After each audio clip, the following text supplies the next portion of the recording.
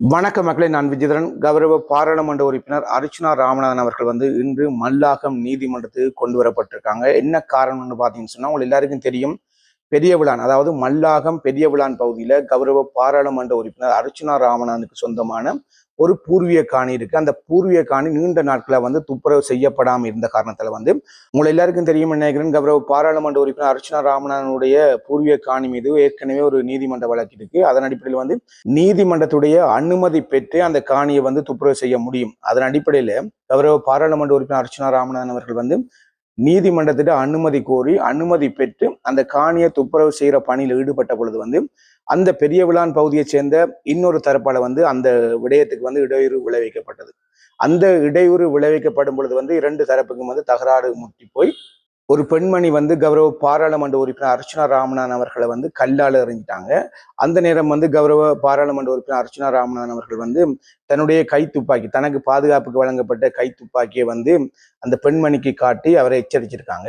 அதன் அடிப்படையில் ஏற்கனவே அவர் என்ன சொல்றது, கௌரவ எம்பி அர்ச்சுனா அவர்கள் சார்பாக காவல் நிலையத்தில் முறைப்பாடு செய்யப்பட்டதை அடுத்து அந்த பெண்மணி கைது செய்யப்பட்டிருந்தாங்க.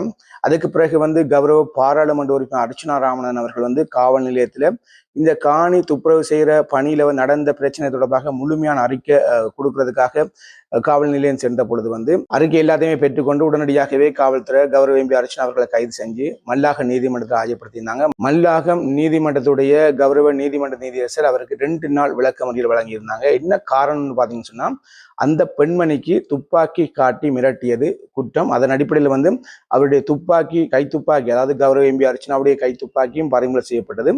2 நாட்கள் விளக்கமறியல்ல வைக்கப்பட்டிருந்தார் கௌரவ எம்பி அர்ச்சுனா அவர்கள்.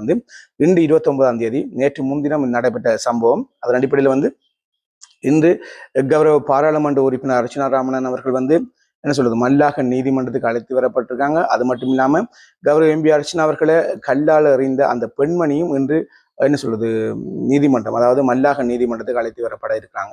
2 நபருக்கு இடையில விசாரணை நடைபெற இருக்கு. நிச்சயமாக இந்த விசாரணையின் முடிவில் 2 நபர்களும் நிபந்தனையின் அடிப்படையில் விடுதலை செய்யப்படலாம், இல்ல மீண்டும் அவர்களுக்கான என்ன சொல்றது தேதி நீடிக்கப்பட்டு அவர்கள் சிறைக்கு போகலாம், எதுவுமே நடக்கலாம். ஆனா இந்த விசாரணையின் பிற்பாடு என்னென்ன விடயங்கள் வெளியாகுதோ அது தொடர்பான முழுமையான வீடியோ நாங்கள் பார்ப்போம். இப்ப கௌரவ எம்பி அர்ச்சுனா அவர்கள் மல்லாகம் நீதிமன்றத்தில் ஆஜர்படுத்தப்பட்டிருக்காங்கன்னு தான் வந்திருக்க செய்தி. அதன் அடிப்படையில் இப்போ உங்களோட இதை பகிர்ந்து கொள்றோம். மேலதிக முழுமையான தகவலை இன்னொரு வீடியோ சந்திக்கும் வரை. பாய்.